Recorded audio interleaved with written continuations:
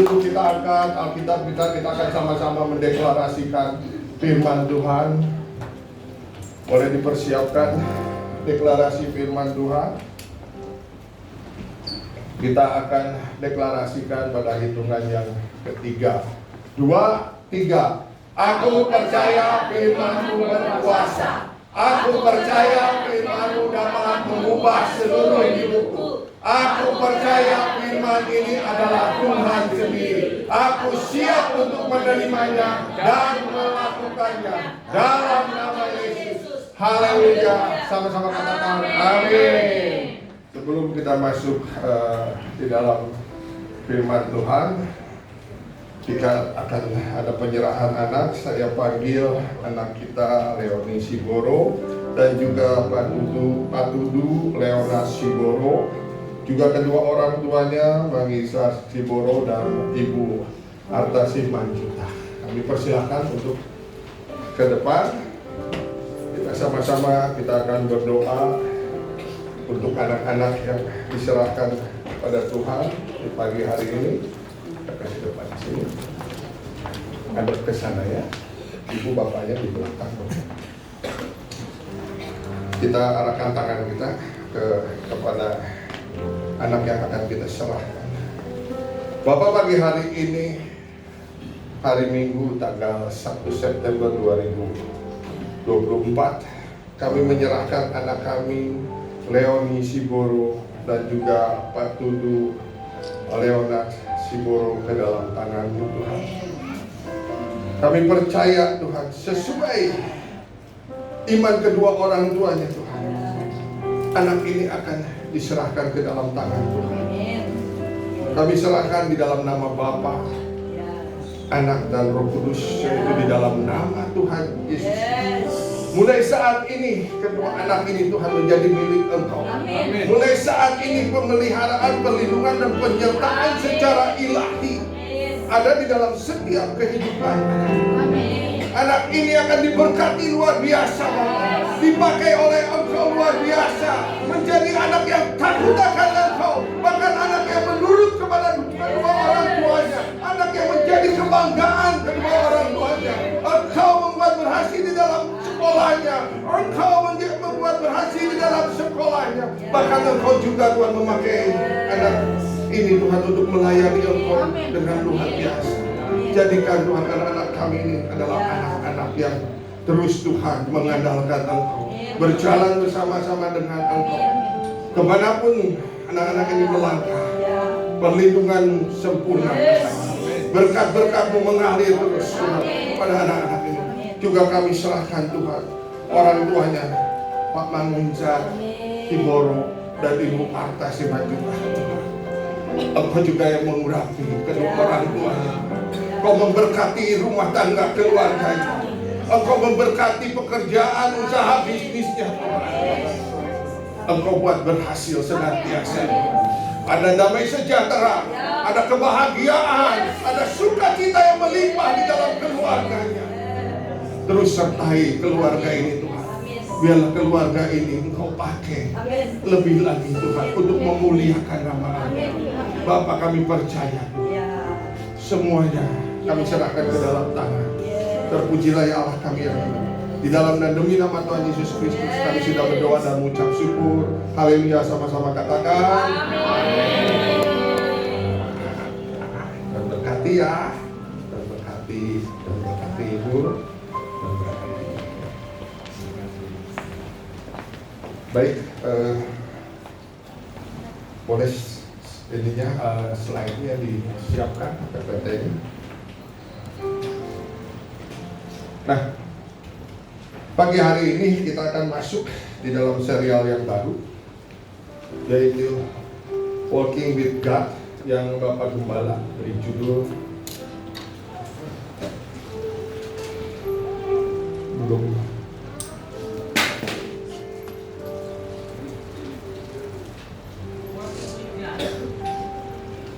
Tolong dibantu.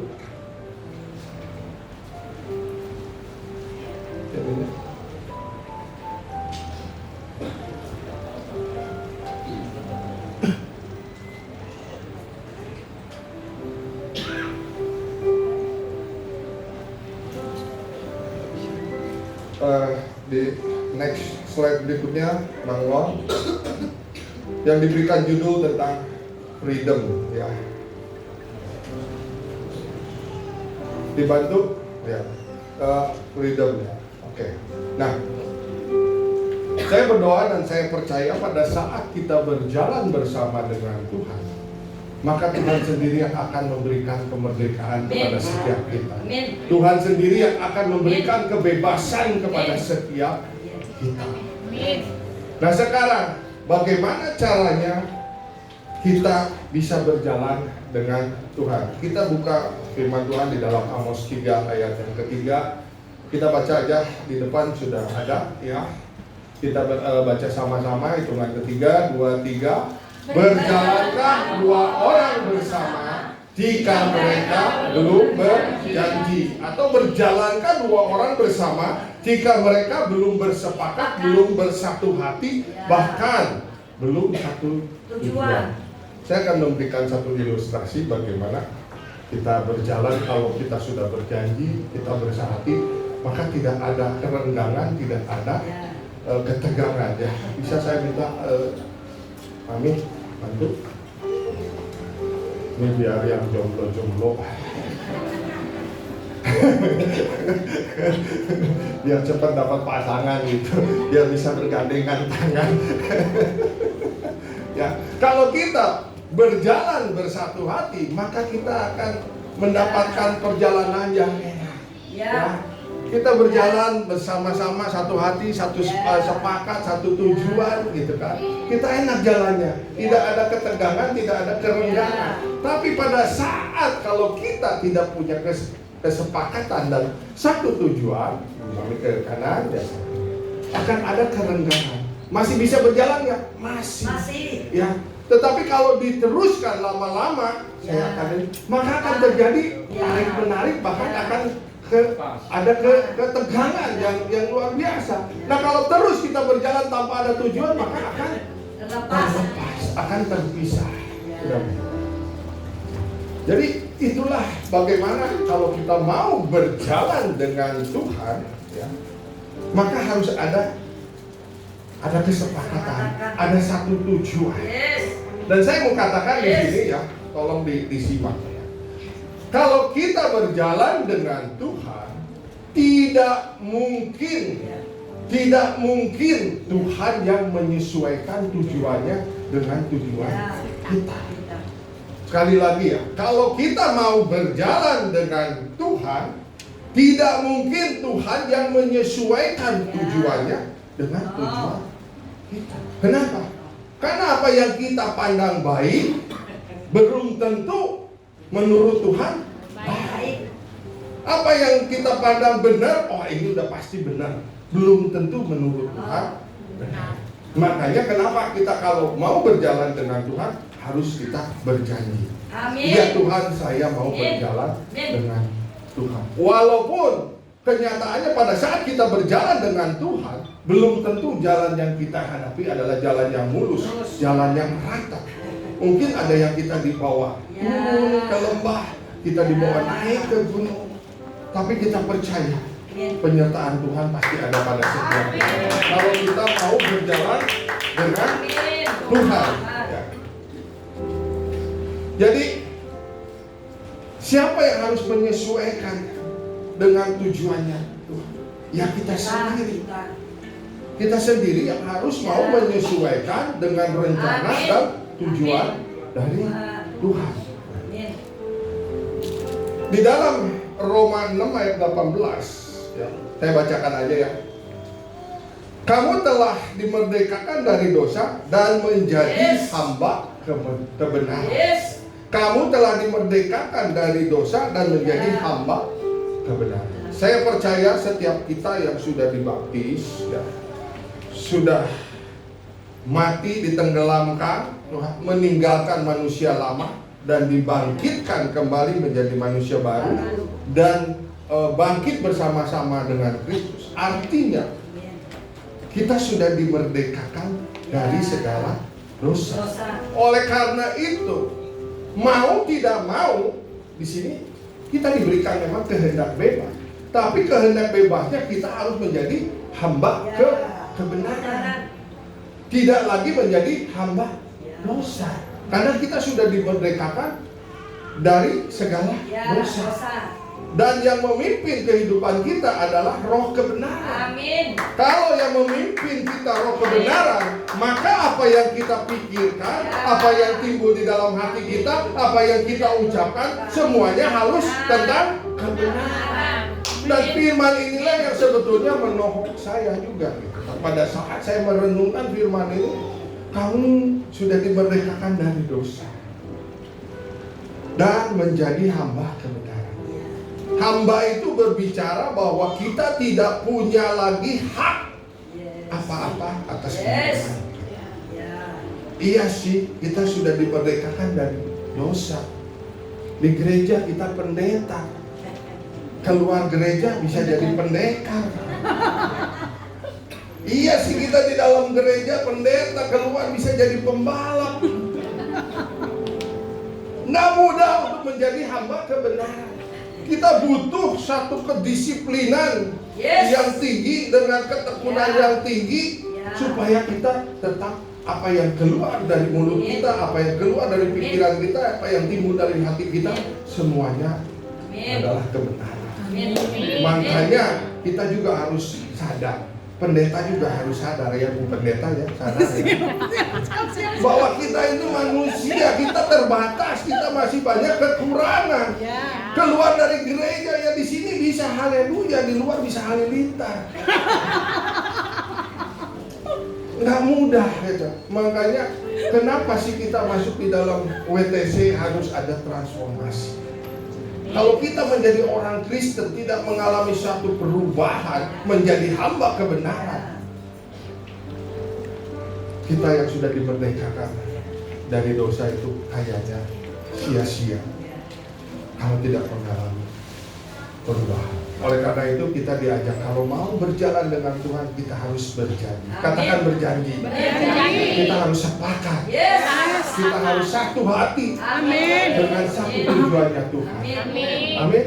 Nah, di dalam Galatia 5 ayat yang ke-13 dikatakan di sini, saudara-saudara, memang kamu telah dipanggil untuk merdeka, tetapi janganlah kamu mempergunakan kemerdekaan itu sebagai kesempatan untuk kehidupan dalam dosa, melainkan layanilah seorang akan yang lain. Jadi dengan lebih tegas lagi di sini dikatakan kalau kita sudah dimerdekakan, janganlah kamu mempergunakan kemerdekaan itu sebagai kesempatan untuk kehidupan dalam dosa. Kita sudah dibangkitkan dan menjadi manusia. Yuk sama-sama kita menjadi hamba kebenaran. Kita harus mau berubah. Ya katakan ya, tidak katakan tidak. Karena selebihnya dari sini. Ya, nggak ada lagi kita main-main dengan dosa. Ya, kalau kita mau berjalan dengan Tuhan. Ya.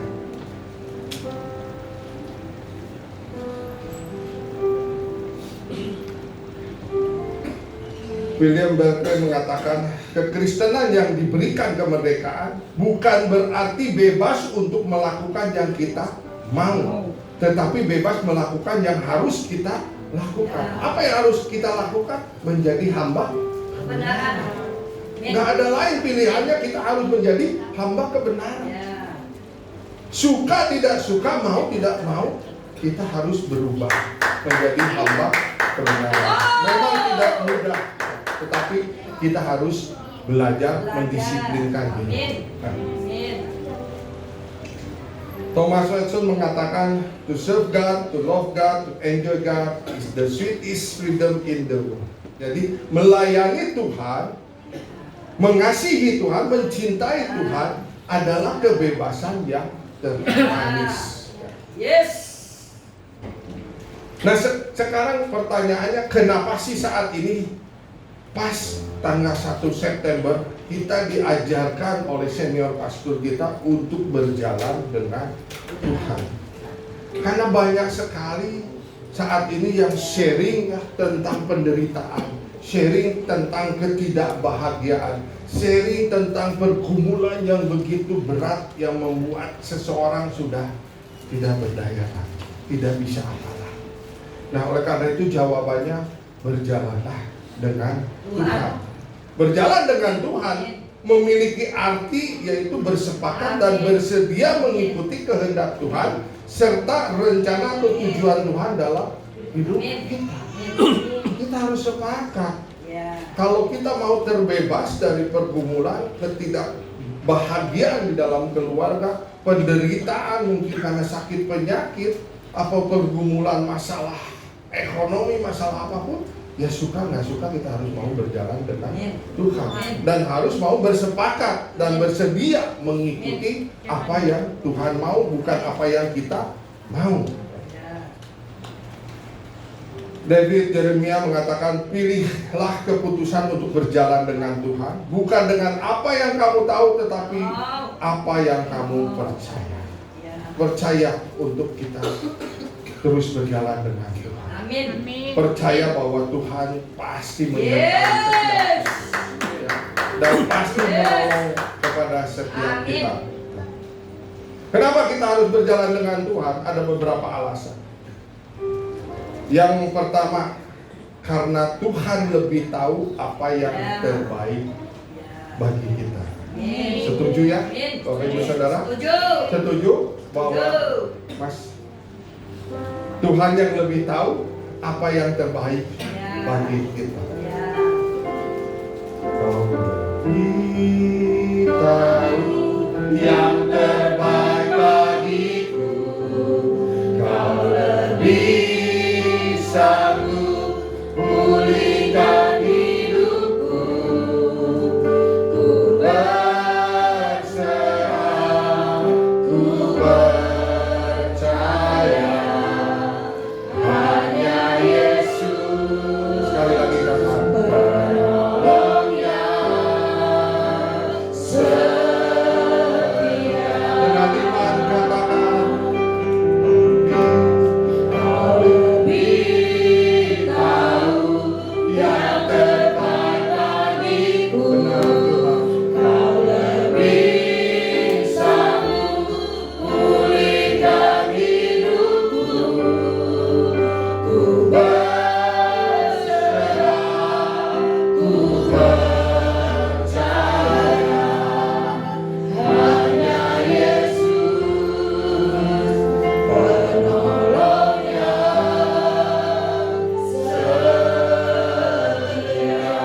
Beri kemuliaan buat Allah kita. Kalau kita sama-sama sepakat bahwa Tuhan lebih tahu apa yang terbaik bagi kita. Oleh karena itu kalau kita milih pekerjaan, kita milih pelayanan, kita milih gereja, ya, tanyalah Tuhan supaya kita mau berjalan dengan Tuhan. Bahkan untuk anak-anak muda, kalau mau milih jodoh, tanya sama Tuhan, apakah Tuhan ini adalah jodoh buat saya? Karena kita sepakat tadi, Tuhan lebih tahu apa yang terbaik. Kalau kita tanya Tuhan, kita sepakat dengan Tuhan, maka Tuhan sendiri yang akan memberikan yang terbaik. Amin. Ya, jangan, tapi dia cakep Pak, dia ganteng, dia cantik, apalagi dia anak tunggal, bapaknya kaya banget gitu. Ini pasti jodoh saya. Paket komplit. Paket komplit. Tapi kalau Tuhan katakan, jangan ya deh. Jangan. Mau nurut apa enggak? Nurut. Padahal dia ganteng banget loh, cantik banget loh. Bapaknya pengusaha. Wow. Tapi kata Tuhan, jangan ya deh. Mau nurut apa enggak? Kita sudah sepakat loh tadi, kalau mau berjalan dengan Tuhan, kita harus mau berjanji. Kita harus mau mengikuti apa yang Tuhan tahu.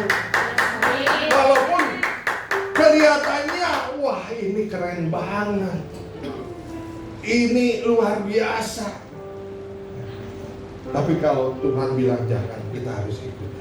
Karena Dia lebih tahu apa yang terbaik buat kita. Amin. Saya mau informasi, ini juga sesuatu yang penting. bahwa Pak Sabar dulu sebagai pastor di tempat ini dengan satu dua hal dia harus berpisah atau meninggalkan tempat ini dan ditarik untuk melayani di pusat ya Kersel. Tapi kita percaya bahwa suatu saat juga Pak Sabar akan diberikan tugas untuk berkhotbah di tempat ini. Kita sama-sama doakan yang terbaik buat Pak Sabar dan keluarga.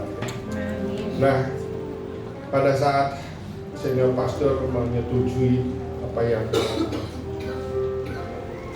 diminta oleh Pak Sabar, lalu senior pastor memerintahkan saya untuk menggantikan Pak Sabar sebagai pastor di tempat ini.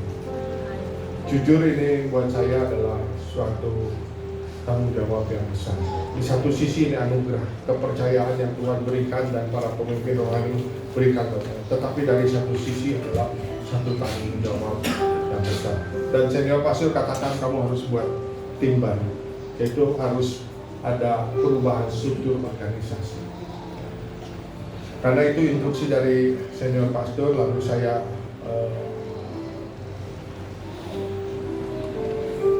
mencari Pak Miming dan Kak Emil ya, untuk bertemu. Lalu saya sampaikan apa yang senior pastor katakan. Terus saya bilang, Pak Miming, Kak Emil, mau nggak membantu saya untuk menjadi wakil pastor di tempat ini? Pak Miming dan Kak Emil tidak langsung mengatakan, yes, saya mau, enggak. Tetapi jawaban dari Pak Miming dan Kak Emil, saya minta waktu, saya mau berdoa. Artinya mereka tahu, kalau berjalan dengan Tuhan kita harus tanya Tuhan. Enggak langsung mengatakan, iya saya mau. Mereka tahu Tuhan pasti akan memberikan yang terbaik. Amin. Dan kurang lebih 10 hari kemudian baru Pak Miming dan Kak Emil memberikan jawab. Saya sudah berdoa dan saya bersedia untuk menjadi wakil di pastor di WTC.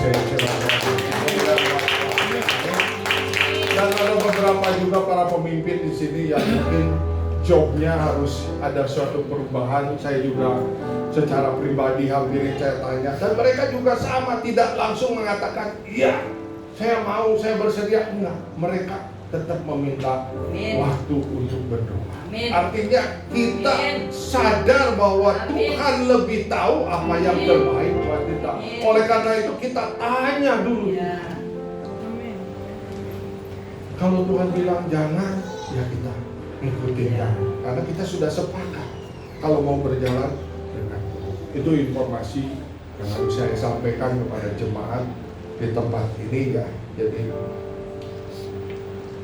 Kak Emil sudah secara resmi menjadi wakil lead pastor di tempat ini. Kenapa saya pilih Kak Emil? Ada alasan yang sangat kuat. Karena Kak Emil adalah pejabat, dan kalau pejabat bisa membantu untuk pelayanan pastoral, mungkin ada baptisan kudus, mungkin ada penutupan peti kematian atau penguburan atau pemberkatan pernikahan, Kak Emil bisa juga mengerjakannya ya. Karena itu alasan kenapa saya pilih Kak Emil untuk menjadi wakil lead pastor di tempat ini ya. Kita lanjut ya.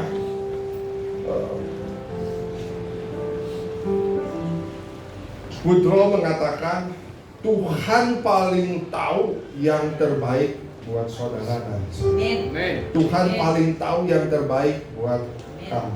Nah, alasan yang kedua kenapa kita harus berjalan dengan Tuhan, karena Tuhan lebih tahu apa yang akan terjadi di depan kita, sebab Dia adalah Alfa dan Omega.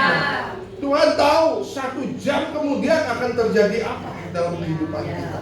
1 bulan ke depan, 1 tahun ke depan, Tuhan tahu.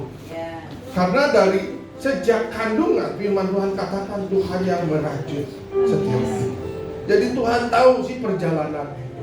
Oleh karena itu kalau saat ini kita mungkin ada dalam lembah baka, mungkin ada dalam satu pergumulan yang sangat berat, kita percaya kalau kita berjalan dengan Tuhan, Tuhan akan pulihkan kita. Kita masih punya pengharapan, kita masih punya kepastian yang terbaik buat setiap kita yang akan Tuhan berikan.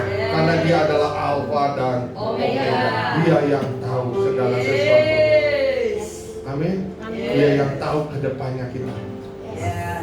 Saya percaya mungkin saat ini kita belum punya pekerjaan, tapi kalau kita mau berjalan dengan Tuhan, Tuhan akan bisa mengubah. Ya. Segala sesuatu ada musimnya. Kita tidak mungkin terus ada dalam lembah baka. Tidak mungkin kita terus ada dalam pergumulan yang berat. Saat waktunya Tuhan yang terbaik, Tuhan bisa pulihkan, Tuhan bisa ubah lembah baka dari jadi sukacita yang luar biasa. Jadi mari kita terus mengandalkan Tuhan dan mau berjalan bersama dengan Tuhan. Jadi untuk kita bisa berjalan dengan Tuhan, maka kita harus berjanji bahwa kita akan mengikuti jalannya Tuhan. Kali lagi jalan Tuhan itu belum tentu semua yang kita hadapi itu mulus, semua yang kita hadapi baik-baik saja. Tapi kita percaya saja bahwa di dalam perjalanan dengan Tuhan selalu ada janji Tuhan yang pasti Tuhan genapi dalam hidup. Amin. Yes. Budi mengatakan kalau saya berjalan mengikuti cara dunia, saya tidak mungkin bisa berjalan mengikuti caranya Tuhan. Karena cara dunia tidak sama, tidak searah, tidak setujuan dengan caranya Tuhan. Ya. Kenapa bangsa Israel pada saat dibebaskan dari perbudakan di Mesir, dia harus masuk dalam gurun yang begitu lama. Padahal ada jalan yang singkat. Banyak hamba-hamba Tuhan mengatakan kalau benar-benar mengikuti jalan yang singkat paling puluhan hari doang sudah sampai ke tanah perjanjian. Tetapi Tuhan bawa sampai 40 tahun supaya paradigma atau cara-cara dunia itu hilang dari orang bangsa Israel terlebih dahulu. Karena nggak mudah ya untuk mengubah kebiasaan kita memakai cara dunia untuk masuk mengikuti dengan cara-caranya Tuhan, itu tidak mudah. Ya. Kita sudah biasa berpikir secara logika. Oh kalau begini pasti nanti hasilnya begini. Oh kalau begini nanti hasilnya begini. Ya. Nah itulah yang harus dirubah. Makanya di sini dikatakan tidak bisa ya cara dunia dengan caranya Tuhan berjalan seiring. Untuk kita bisa berjalan dengan Tuhan, maka kita harus bersepakat dan sehati dengan kehendak Tuhan. Ini dari awal sudah berulang-ulang dikatakan sepakat, sehati, satu tujuan, berjanji. Supaya apa? Tertanam di dalam diri. Ya. Untuk kita berjanji, bersepakat dan satu tujuan dengan Tuhan. Nah, di dalam Mazmur 32 ayat yang ke-8 dalam terjemahan baru dikatakan, aku hendak mengajar dan menunjukkan kepadamu jalan yang harus ditempuh, dan aku hendak memberi nasihat, mataku tertuju kepadamu. Aku hendak mengajar dan menunjukkan kepadamu jalan yang harus ditempuh. Percaya saja, jalan yang harus kita tempuh ini semuanya karena seizin Tuhan, dan Tuhan yang akan mengajar kepada setiap kita supaya kita semakin kuat, supaya kita semakin dewasa di dalam rohani. Tetapi di dalam terjemahan firman Allah yang hidup, ya, sama Mazmur 32 ayat ke-8, ini lebih jelas lagi. Dikatakan bahwa Tuhan berkata, aku akan mengajar engkau sepanjang jalan yang paling baik bagi hidup. Tuhan akan mengajar kita sepanjang jalan. Yes. Ya. Yang paling baik bagi hidup saudara dan hidup saya. Dan juga Tuhan mengatakan, aku akan menasehati engkau dan memperhatikan kemajuanmu. Amin. Tuhan akan menasehati kita sepanjang hidup kita dan memperhatikan juga kemajuan kerohanian kita. Apakah bertumbuh atau enggak. Tapi saya berdoa, pada saat kita dimuridkan, pada saat kita diajar, pada saat kita menerima firman Tuhan, ada pertumbuhan, ada kemajuan. Amin. Sehingga pada saat Tuhan perhatikan, oh iya sudah dewasa, oh iya sudah bertumbuh. Amin. Mazmur 1 ayat 1 sampai 3 mengatakan, berbahagialah orang yang tidak berjalan menurut nasihat orang fasik, yang tidak berdiri di jalan orang berdosa, dan yang tidak duduk dalam perkumpulan pencemooh, tetapi yang kesukaannya ialah Taurat Tuhan, dan yang merenungkan Taurat itu siang dan malam. Ia seperti pohon yang ditanam di tepi aliran air, yang menghasilkan buahnya pada musimnya, dan yang tidak layu daunnya, apa saja yang diperbuatnya berhasil. Kalau kita mau apa yang diperbuat kita berhasil, dan kalau kita mau selalu berbahagia, maka janganlah kita berjalan menurut nasihat orang fasik. Janganlah kita berdiri juga di jalan orang yang berdosa. Jangan juga kita duduk-duduk dalam kumpulan pencemooh.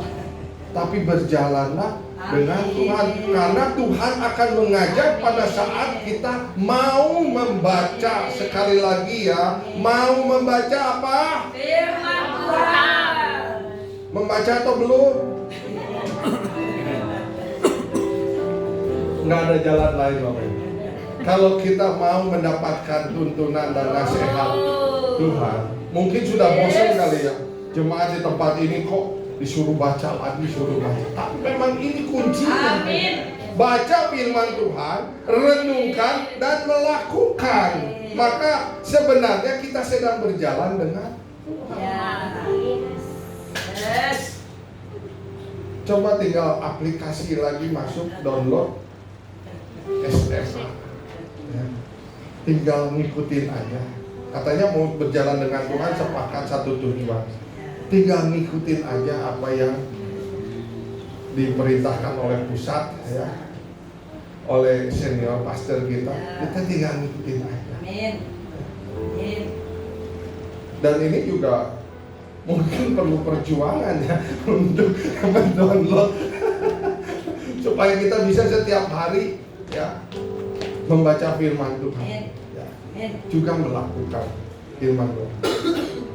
Ini agak melenceng sedikit. Ada firman Tuhan yang mengatakan iman tanpa perbuatan hakikatnya adalah Mati. semua tahu bahwa iman tanpa perbuatan hakikatnya adalah mati. Dulu saya memiliki paradigma seperti begini. Kalau iman tanpa perbuatan hakikatnya mati, itu seperti begini.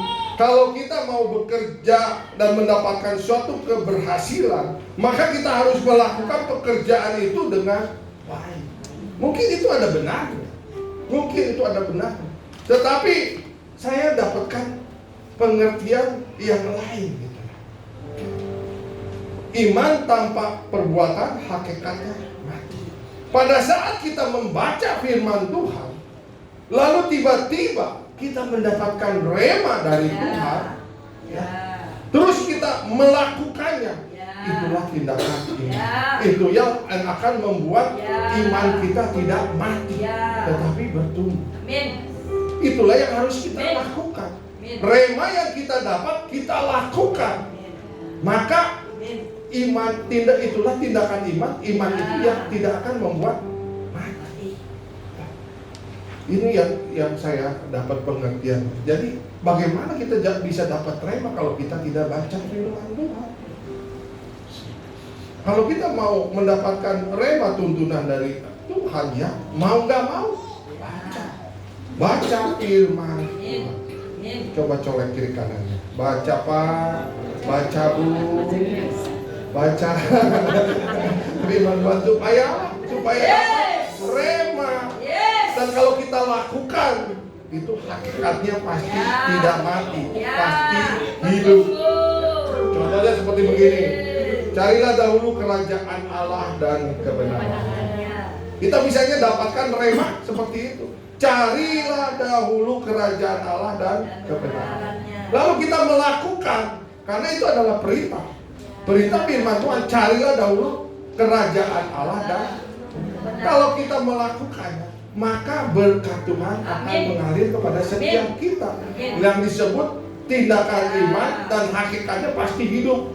Apa yang diperbuat oleh kita berhasil Dan beruntung. dan Tuhan juga akan tambah-tambahkan. Yes. Ya. Jadi itu pengertian saya pada saat saya menerima firman yang tadi saya katakan, iman tanpa perbuatan adalah hakikatnya mati. Tapi kalau kita melakukannya, hakikatnya pasti hidup. Amin. Ya. Yohanes 16 ayat 13. Dikatakan, tetapi apabila ia datang, yaitu roh kebenaran, ia akan memimpin kamu ke dalam seluruh kebenaran. Sebab ia tidak akan berkata-kata dari dirinya sendiri, tetapi segala sesuatu yang didengarnya itulah yang akan dikatakannya, dan ia akan memberitakan kepadamu hal-hal yang akan datang. Wow. Pada saat kita dipimpin oleh roh kebenaran, maka roh kebenaran itulah yang akan berkata-kata, menasehati kepada setiap kita, dan yang paling penting dia akan memberitahukan kepada kita hal-hal yang akan datang. Pada saat kita ada di dalam satu persimpangan, kita tidak tahu apa mau maju, apa mau mundur, apa mau belok kanan, belok kiri, apa mau muter balik, kita nggak tahu. Tapi kalau kita memiliki roh kebenaran, yaitu Roh Kudus yang hidup di dalam kita, maka dia sendiri akan memberitahukan kepada kita hal-hal yang akan datang. Amin. Amin. Billy Graham mengatakan, Tuhan tahu yang terbaik bagimu dan memberitahukan apa yang harus dilakukan dan yang tidak harus dilakukan. Makanya mintalah supaya Roh Kudus terus memimpin kehidupanmu. Ya. Tuhan akan memberi nasihat karena Tuhan memperhatikan kemajuan kita. Kemajuan apa? Kemajuan jasmani. Kemajuan apa? Kemajuan jiwani dan rohani. Kita sudah diajarkan kalau kita mau memiliki kemajuan jasmani, ya tidurlah yang cukup, jangan begadang, ya olahraga, makanan yang sehat. Ini udah diajarkan kalau kita mau kemajuan rohani, jangan begadang, ya anak-anak muda. Jangan main game terus sampai nggak inget. Ibu-ibu jangan main TikTok aja sampai lupa tidur, gitu kan. Besok pagi nggak nyiapin kopi. Kalau kita mau kemajuan jiwani, ya kita harus bisa. Jangan sampai stres, jangan sampai depresi. Harus bisa membebaskan. Masalah ada, tapi jangan sampai membuat kita stres. Kalau kita mau sehat atau mendapatkan kemajuan tentang jiwanya. Saya ingin sedikit cerita. Saat saya dulu ya, sekitar tahun 90-an kalau nggak salah, saya ke Bali. Di sana ada toko yang namanya buat kaos, buat apa gitu ya. Banyaknya sih kaos. Itu namanya jogger jelek. Ada yang tahu jogger jelek? Ada yang tahu? Cuman Mas Benny yang tahu. Udah lahir Apa sih. Mas Benny doang yang pernah ke Bali? Jogger jelek ya. Jogger jelek bikin kaos seperti ini yang saya beli waktu itu ya. Sampai saya pakai bertahun-tahun juga itu kaos. Ditulisannya begini, masalah besar dikecilkan, masalah kecil dihilangkan. Kalau si jogger jelek aja tahu bagaimana supaya kita memiliki kemajuan ya jiwani kita supaya nggak stres, dia tulis seperti begitu, masalah besar dikecilkan, masalah kecil dihilangkan. Jadi kalau kita ya ada senggolan sedikit, adalah nggak usah dipikirin, nggak usah kita jadi baperan gitu ya, tapi hilangkan supaya kita tidak stres, supaya tidak depresi. Ada masalah besar, ya kita kecilkan. Kita percaya kalau berjalan dengan Tuhan, Tuhan pasti memberikan solusi buat kita. Amin.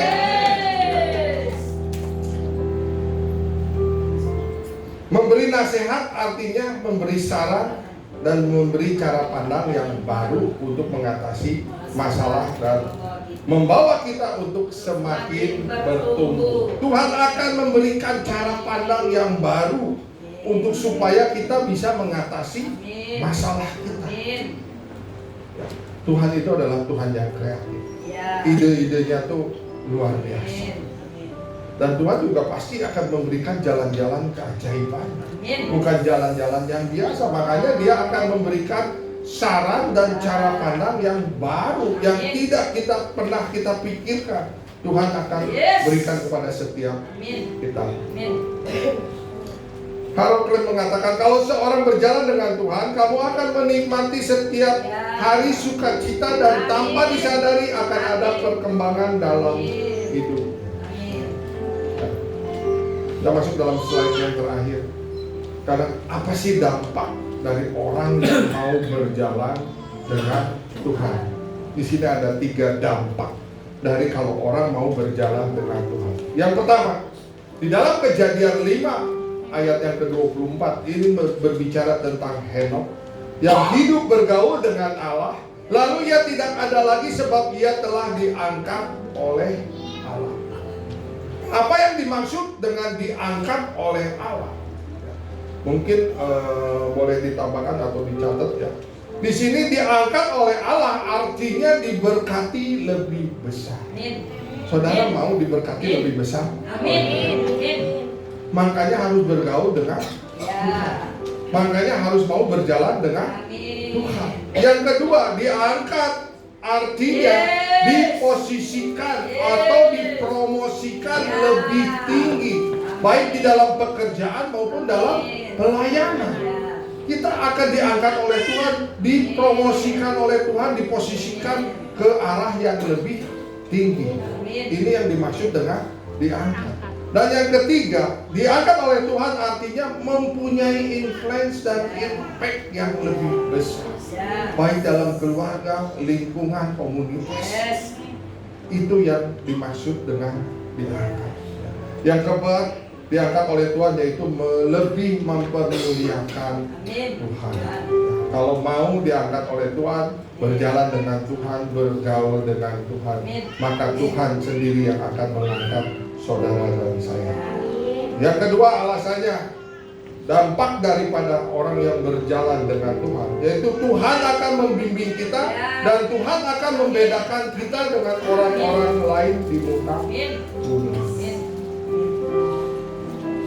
Tuhan akan membedakan kita dengan orang-orang lain di muka. Apa sih maksudnya? Membedakan atau dibedakan. Suatu ketika ada pengembang dari Tanjung Lesung. Dia ingin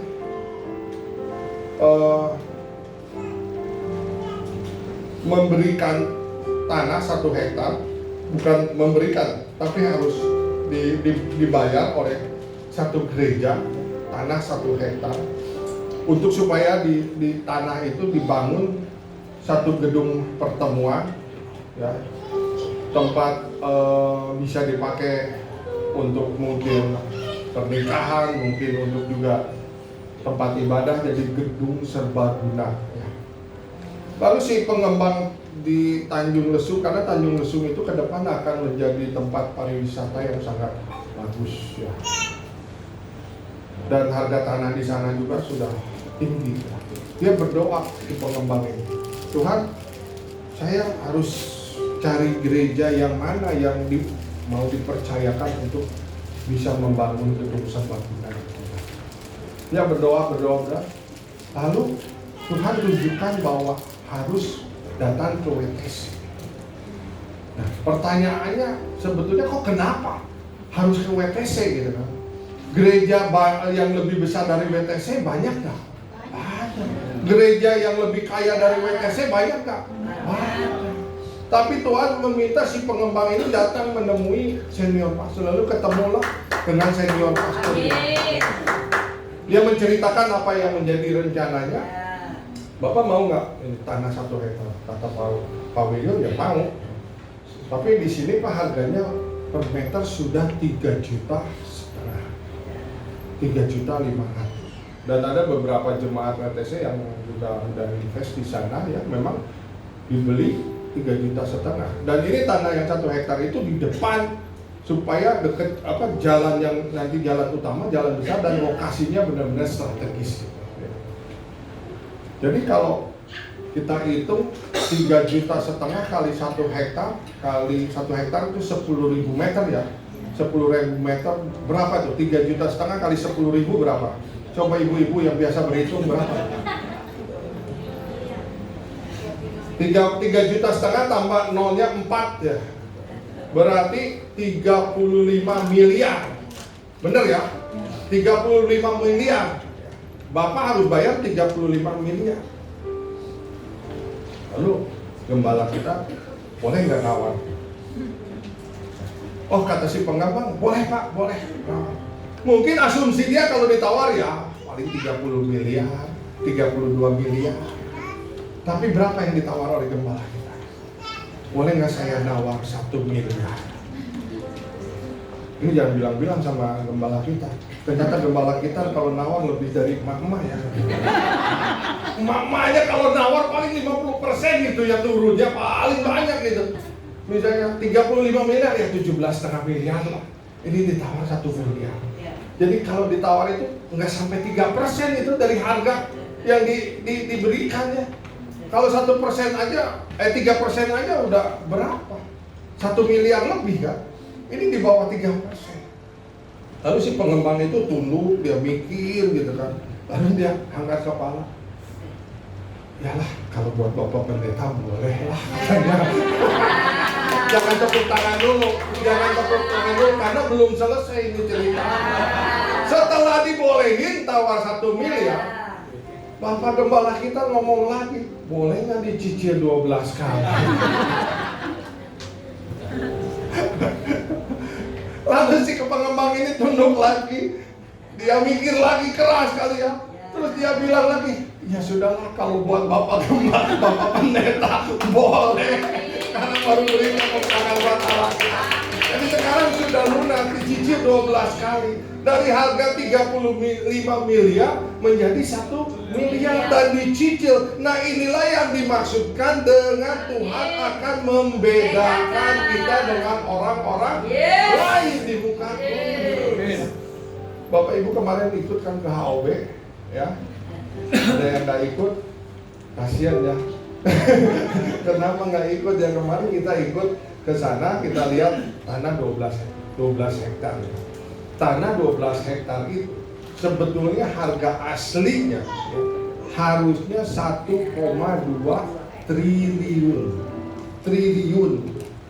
ya, 1,2 triliun. Tapi WTC membayar cuma dengan harga gocap miliar, 50 miliar.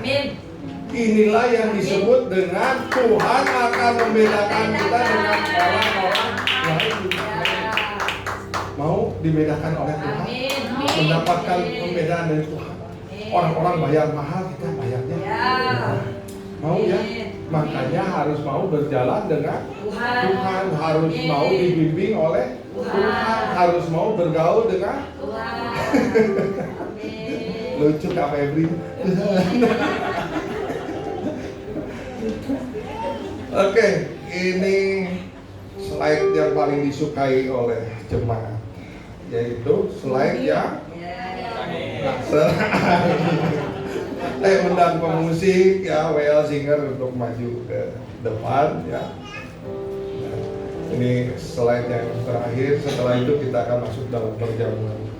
Di dalam Kejadian 39 ayat yang kedua dikatakan, tetapi Tuhan menyertai Yusuf sehingga ia menjadi seorang yang selalu berhasil dalam pekerjaannya, maka tinggallah ia di rumah tuannya. Kalau kita mau di dalam pekerjaan kita selalu berhasil, ya, kita mau nggak mau harus sertakan Tuhan di dalam setiap kehidupan kita. Mau nggak mau kita harus berjalan dengan Tuhan.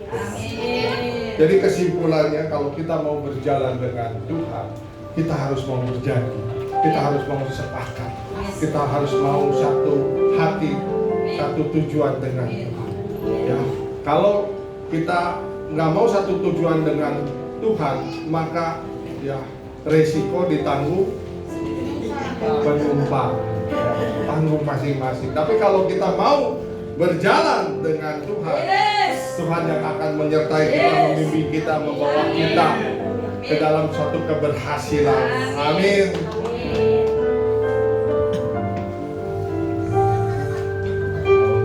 Beritahu yang terbaik bagiku, Kau lebih sanggup pulihkan hidupku. Mari kita siapkan semua masuk dalam perjamuan kudus. Para pelayan perjamuan siapkan untuk membagikan roti lalaku. Sekali lagi katakan, Kau lebih tahu yang terbaik bagiku, Kau lebih sanggup pulihkan hidupku. Ku berserah, ku percaya, hanya Yesus penolong yang setia. Hanya Yesus penolong yang setia.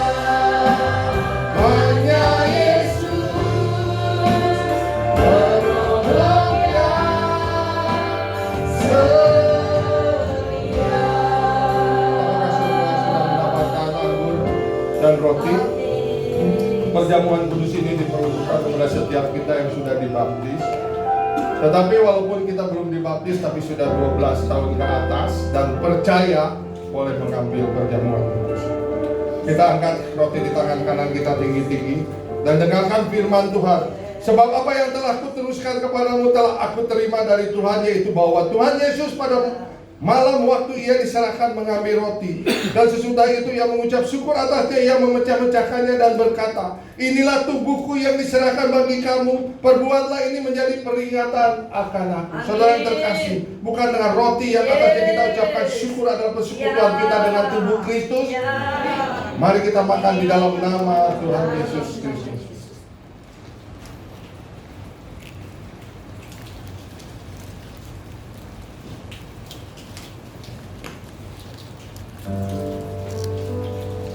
Kita angkat cawan di tangan kanan kita tinggi-tinggi.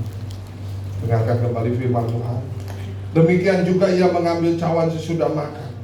Lalu ia berkata, cawan ini adalah perjanjian baru yang dimeteraikan oleh darahku. Perbuatlah ini setiap kali kamu meminumnya menjadi peringatan akan aku.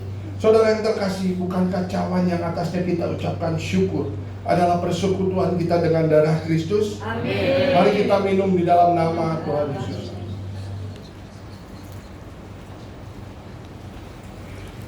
Angkat kedua tangan kita, katakan terima kasih. Terima kasih Tuhan. Terima kasih. Terima kasih. Terima kasih. Terima kasih. Oh, terima kasih. Oh baik Tuhan. Terima kasih. Bukan semua yang Tuhan berikan.